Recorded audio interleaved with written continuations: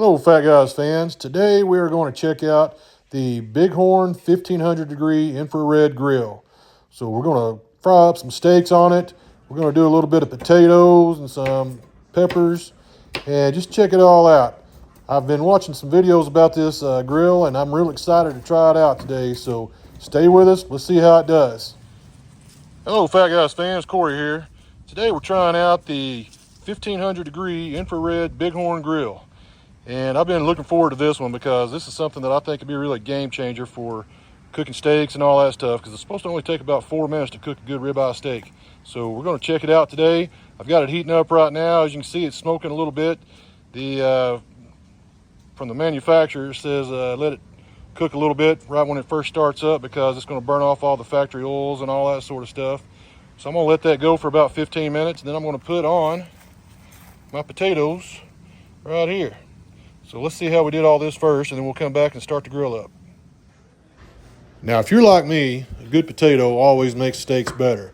You can have it in a variety of ways: baked potato, cubed potatoes, whatever you want to have. But I'm going to do cube today because I want to see how this grill cooks these. And I can tell you about right now, by the end of this video, you're going to be impressed with what it does.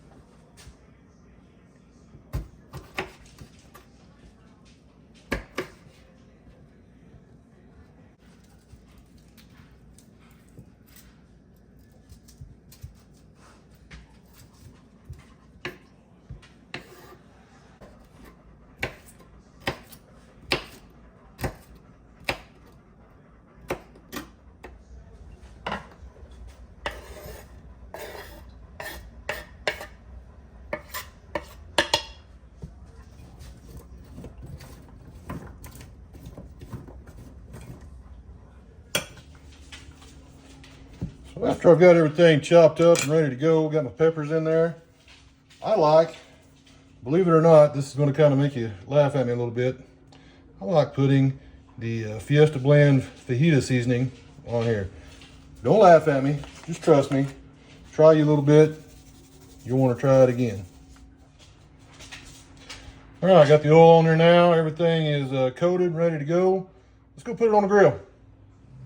Now, when you go to put your stuff on the grill, make sure to use your little insert tool, for lack of a better word. This thing is going to save your arm from getting burnt because inside that grill right there, very, very hot. Now, I'm going to slide this in on one of the lower levels right here, using my little handy dandy inserter. I can still feel that flame coming off of it. All right, so let's see what it does with this. Now, some specs about the grill. As you can see right here, 1500 degrees Fahrenheit.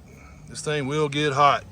It also comes standard with a little pizza plate, so you can make pizzas in this grill. It's got your insert tool.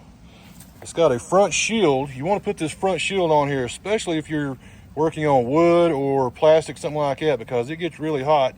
If you don't put that front heat shield on there, it's going to melt whatever it's sitting on, or it might even catch fire to the wood if you're on wood like I am right now. So you got to make sure that you get that heat shield on there. It also has a second tray that goes on there, so you can cook your steaks and your potatoes at the same time. But I'm going to do one at a time right now just to see how it works out.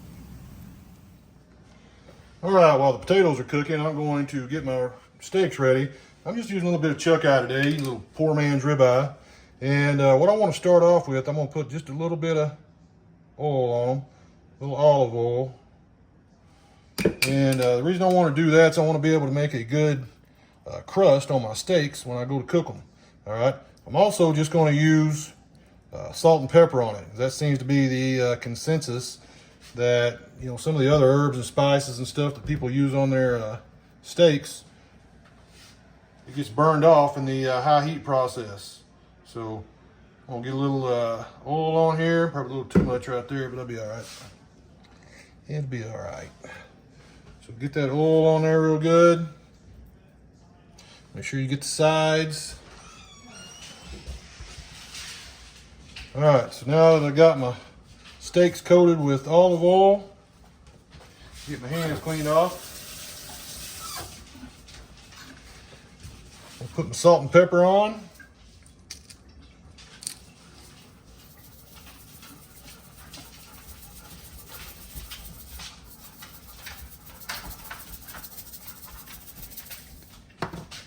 You hear Stella breathing in the background. Well, that was Sophie breathing in the background. They both breathe like, sounds like a horror movie wolf coming after you. So there's that side. I'm gonna kind of rub it in a little bit. Get that, flip it over, get the other side.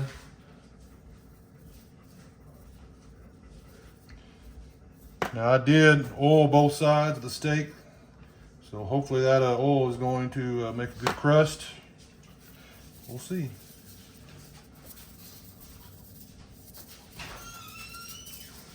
All right, that should do it right there. So those are ready to get put on the grill. Let's go check the potatoes. All right, man, that goes quick. Got to watch those potatoes a little bit better than that. All right, so I'm going to get these stirred up real quick.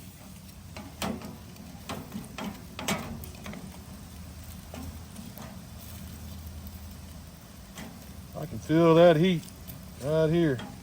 So definitely, if you're going to stir your potatoes around and all that stuff, do not stick your hand inside there.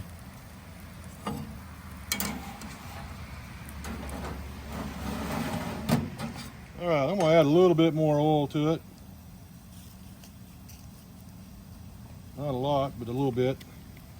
And this thing is cooking so fast that I want to make sure that I get my potatoes cooked on the inside as well as the outside. So I'm supposed to kind of turn them about every 2 or 3 minutes. I didn't do that a while ago because I was in there messing with my steaks. But we'll see how it works out. I think it's gonna be all right. I'm already feeling them kind of mushy. It says if you don't boil your potatoes before you bring them out here, that you need to cook it on here for about 10 to 15 minutes.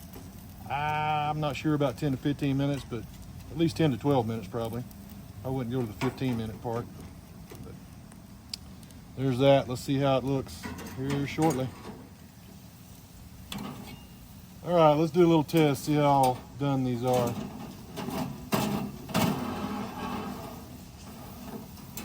Pull that out right there. Get a couple of these off the inside right here. Put them over here on my little tray. Get a little bit more stirring. I'm gonna put them in just a little bit longer. They're starting to get kind of blackened, so I don't want to burn them.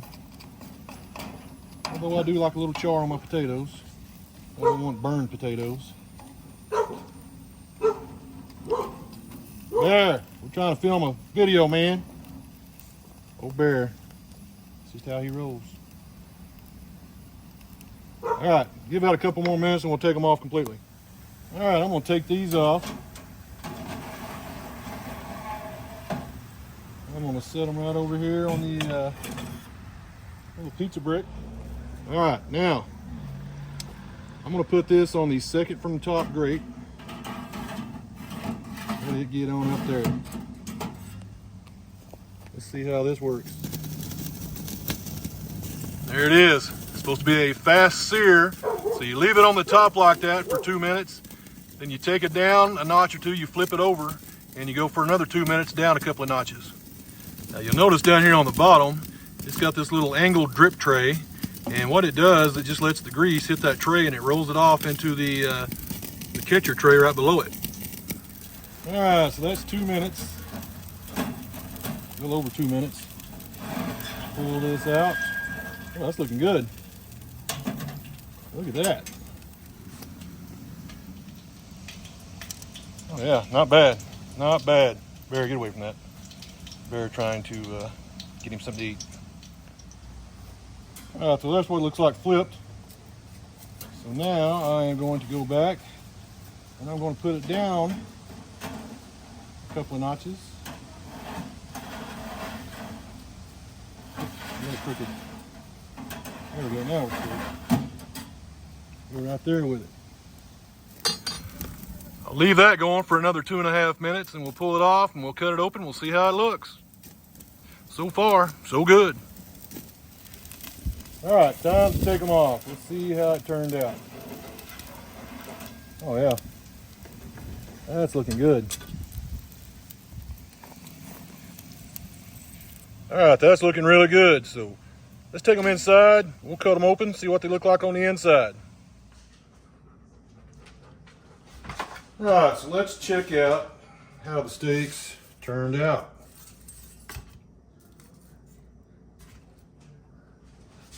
That grate is still pretty hot, so I didn't want to just grab a hold of it. Well, let's cut into it. It's got a good crust. Oh yeah. Look at that.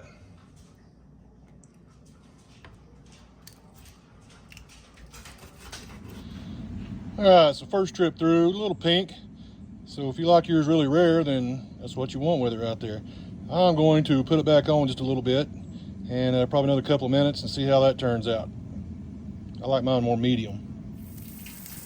One thing about this, it goes against everything that I believe in while I'm cooking, and that's having the fire actually hitting my steak. You know, other than when I'm trying to get a sear on it. Other than that, you know, I want the fire to be low and just kind of heating it up slowly. But this right here, I'm gonna have to do a different way of thinking for this cooking. All right, checking my internal temperature here. It's about almost 140, so we're good. Time to go eat. All right, so let's see what it looks like on the inside on this one. Oh yeah, oh yeah. Right there where you want it. That's the sweet spot right there. Look at that.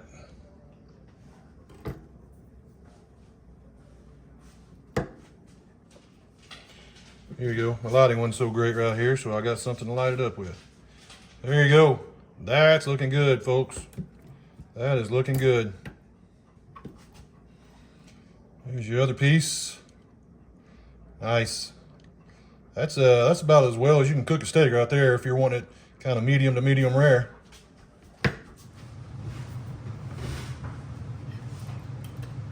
All right, so there's lunch today. Let's cut into it. Let's see how this stuff tastes. All right, pretty easy to cut into.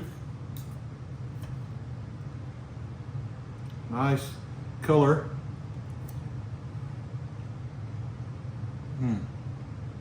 Tastes really good. Now I'm a guy, I usually like more seasoning and stuff on mine. Trying this out the first time, I just wanted to see what would work. The olive oil and salt and pepper seems to be all right. Not bad. Got a good flavor to it.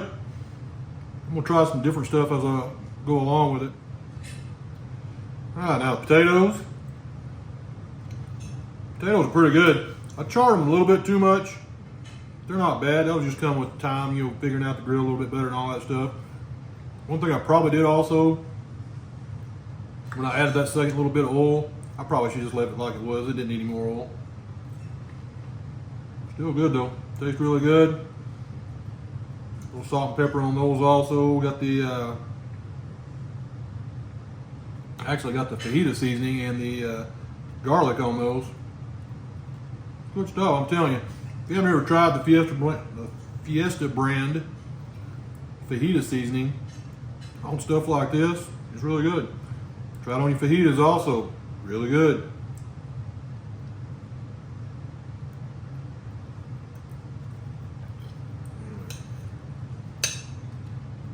So, I guess that's going to be it for this video today. I'm going to finish this steak.